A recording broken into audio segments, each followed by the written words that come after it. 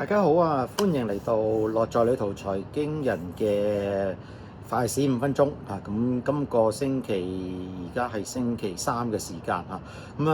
見到今日嘅市場嘅焦點啊，首先講個股市咧，已經係連續咧幾日咧就升翻上去咧100天線呢個位置嚇。咁整體嘅股市上個星期五嘅一個恐慌性嘅拋售咧，已經係完結咗啦啊！咁原因就係見到美國嗰邊有好多嘅聯儲局嘅官員咧，都預期會係喺12月份會係繼續減息嘅啊！咁減息嘅因素增加嘅話，咁令到美國股市同埋港股咧都開始咧就企翻穩，甚至乎回升翻啊！恆指亦都係升翻上去咧26,000點嘅水平嘅啦啊！咁而家再睇翻咧市場另外啲焦點咧就嚟自咧兩大嘅電商平台啊，呢個咧就包括咗阿里巴巴啱啱公布咗業績，同埋咧即將係星期五公布業績嘅美團啊，咁呢兩隻股份啊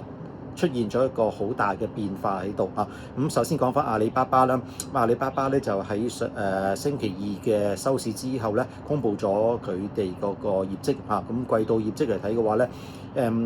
部分嘅數據係好過預期，咁但係咧經調整嘅利潤嗰方面嘅虧損咧係個利潤嗰邊咧係出現咗係倒跌咗成72%嚇。咁呢一個咧係令到市場咧係認為係比預期係差嘅啊。咁呢個咧咁差嘅嗰個業績最主要咧都係嚟自咧係佢個閃購個服務。啊，咁呢個閃購嘅服務，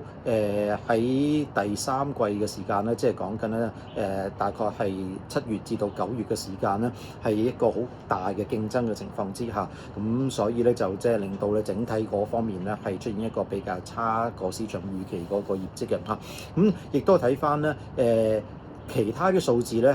唔錯嘅，包括咗 AI 同埋雲嗰啲數字係好嘅啊。咁曾經令到咧股價咧喺美國嗰邊咧係先升嘅，咁但係最尾嘅時間都係要倒跌嚟收市嘅啊。咁嚟到香港嚟睇啊，亦都係咧先高開後低走啊。咁啊逆市係跌咗喺2% 左右啊。而家大概咧係朝頭早嘅11點鐘嘅時間啊。咁到底發生咗啲咩事咧？點解市場對於今次嗰個業績係唔買帳咧？啊因為咧佢公司管理層咧喺業績之後嘅電話會之中咧，亦都係提示到咧就話佢嗰個收入啊。呢方面嗰個電商相關嘅收入咧，其實咧就即係未來咧會係繼續咧出現一個波動性喺度嘅嚇，咁都對於呢個業務嚟睇嘅話，都仲有多少係擔憂喺度啊，咁同埋咧就即係未來嚟睇嘅話咧，就即係嗰個增速嗰方面咧，都會係有個機會係放緩翻嘅啊，市場咧就即係啲大行亦都認為咧係呢一個更加激烈嗰個電商個競爭嗰方面咧，係會令到咧係整體嗰個電商個業務咧，其實咧都仲係有一定嗰個挑戰性喺度啊。咁呢個咧佢哋大行對於咁嘅有個預期嚇，咁所以今朝早個股市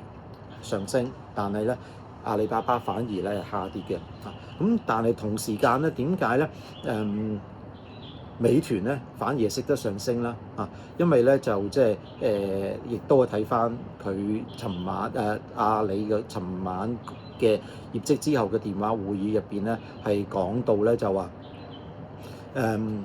呢個係邊個講嘅咧？就係蔣凡啊，蔣凡咧就係電商嘅事業群嘅 CEO 啊，蔣凡咧就講到啦嚇，淘寶閃購咧喺保持份額嘅同時咧，單位經濟效益優化咧取得一定嗰個進展嘅啊，但係咧10月以來咧10月以來嗰個閃購嘅單均嘅虧損咧已經係較咧係7月份同埋8月份咧減低咗一半啊。咁淘寶閃購咧第一階段個規模擴張咧已經係結束咗啊，當前咧已經進入咗第二階段，即係咧效率優化嘅階段。咁跟住咧佢嘅 CFO 咧徐宏咧亦都講到咧第三季度咧係閃購業務嘅一個投入嘅高點嚟嘅，最高點嚇。隨住咧整體個效率咧同埋嗰個顯著嘅改善咧嚇，咁啊規模嘅穩定咧嚇，預計咧閃購業務咧整體嘅投入咧會喺下個季度咧係顯著咁樣係收縮嘅嚇。咁呢一個咧就令到咧係市場認為喺投入呢方面係減少嘅情況之下咧，就令到個競爭對手美團咧就可以咧得以咧係可以再係翻生啊，唔會再進一步咧係即係受到咁大嘅挑戰者嗰個影響啊，咁所以咧美團咧反而咧就識得升㗎啦啊，咁市場都會繼續關注翻咧美團星期五嘅公佈業績，咁我星期六咧做節目嗰陣時咧就會同大家詳細再分析翻美團嘅業績啊，咁今日嘅快閃5分鐘就係咁多先啊，再見，拜拜。